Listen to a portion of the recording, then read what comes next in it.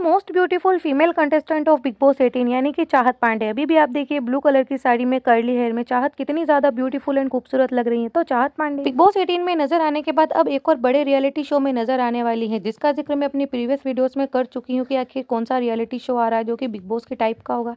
तो या तो आप समझ गए होंगे, नहीं समझे तो चलिए मैं बताती हूँ। कलर्स एंड जियो हॉटस्टार पर आने वाला न्यू शो द 50, जिसमें 50 कंटेस्टेंट्स होंगे। 28 दिन का ये शो होने वाला है।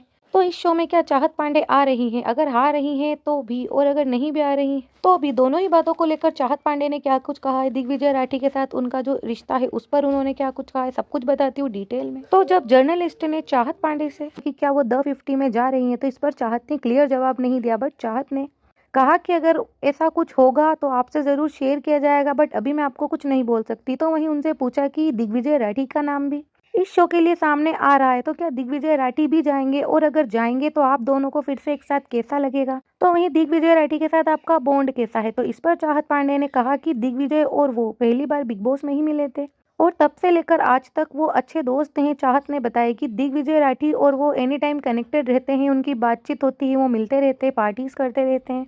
तो अगर ऐसा होता है कि द 50 में वो फिर से दिग्विजय के साथ जाती हैं, तो उन्होंने कहा कि वो उनके लिए काफी अच्छा होगा, क्योंकि दिग्विजय राठी के वो काफी ज्यादा क्लोज हैं। दिग्विजय उनके काफी अच्छे दोस्त हैं। हालांकि चाहत ने इससे ज्यादा कुछ नहीं कहा कि दिग्विजय के साथ उनका कोई लव एंगल है या इस टाइप का। उन्होंने दिग्विजय को अच्छा दोस्त बताया। तो वहीं दिग्विजय के अलावा चाहत से उनकी शादी को लेकर जब बात की गई, तो चाहत पांडे ने कहा कि वो तो बिल्कुल शादी के लिए रेडी हैं, बस उन्हें अच्छा लड़का चाहिए।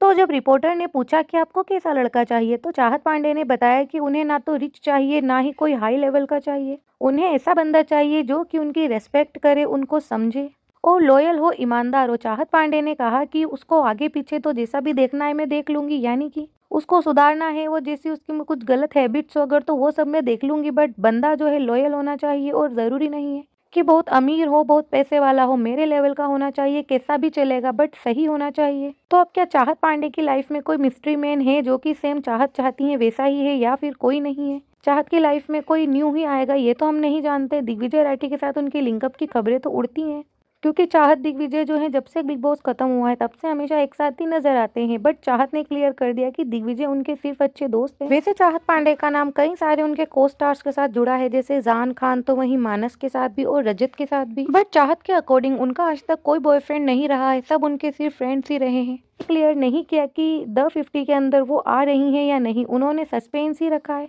ना तो उन्होंने क्लियर मना किया कि वो नहीं आएंगी, ना उन्होंने यूं कहा कि वो आएंगी, बट लास्ट में उन्होंने ये जरूर कहा कि काफी मजा आएगा, काफी अच्छा लगेगा दिग्विजय के साथ फिर से। और उन्होंने ये भी कहा अपने फैंस, अपनी ऑडियंस को कि जैसा प्यार आपने मुझे बिग बॉस 18 में दिया था, सेम वैसा ही प्यार इस शो में भी देना। जैसा सपोर्ट वहां किया था, सेम ऐसा ही सपोर्ट यहाँ भी करना। अब सवाल ये है कि जब चाहत पांडे इस शो में अगर नहीं जाती, तो वो अपने फैंस को यूं क्यों कहती कि मुझे सपोर्ट करना, जैसा प्यार बिग बॉस में दिखाया वैसा यहाँ दिखाना। तो जाहिर सी बात है कि इनडायरेक्टली चाहत ने ये बात बोल दी है कि वो द 50 में जा रही है। तो आप कितने ज्यादा एक्साइटेड हैं चाहत को इस दोबारा रियलिटी शो में देखने के लिए, और उनकी जोड़ी आप किसके साथ बनते देखना चाहते हैं, कमेंट बॉक्स में बताना। वीडियो लाइक करना, चैनल सब्सक्राइब करना, इसी तरह की अपडेट्स के लिए चैनल से जुड़े रहना। यहाँ पर आपको big boss, laughter chef 3, the 50 ऐसे और भी कई शोज की अपडेट मिलती रहती है, शो के कंटेस्टेंट्स की अपडेट मिलती रहती है। तो इसी तरह के इंटरटेनिंग, इन्फॉर्मेटिव और जो जेन्युइन न्यूज होती है उनके लिए चैनल से जुड़े रहें। यहाँ मेरा जेन्युइन से कहने का मतलब है कि आपने कई और क्रिएटर्स